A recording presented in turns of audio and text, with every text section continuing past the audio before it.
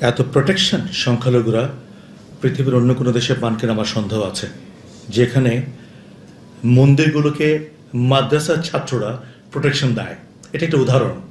আপনি যদি আমাকে দেখাতে পারেন পৃথিবীর কোথাও আছে, আমি আপনাদের সাথে আমি জানতে পেরে খুশি হব। সমাজে শুনতে পাই যে সংখ্যালঘুদের উপর প্রায় অত্যাচার হচ্ছে, তারা নিপীড়িত হচ্ছেন। আমি বলতে পারি বাংলাদেশের মতো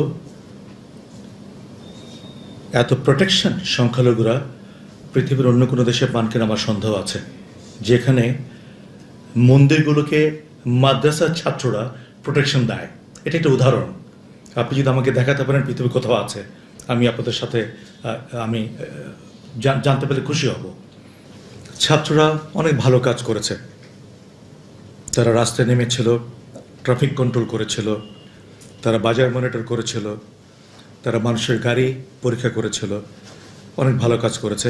এখন আমি বিশ্বাস করি যে তারা একটু সরে গেছেন এই দায়িত্বগুলো থেকে, যেহেতু পুলিশ রাস্তায় নেমেছেন, তাদের দায়িত্বগুলো বুঝে নিয়েছেন।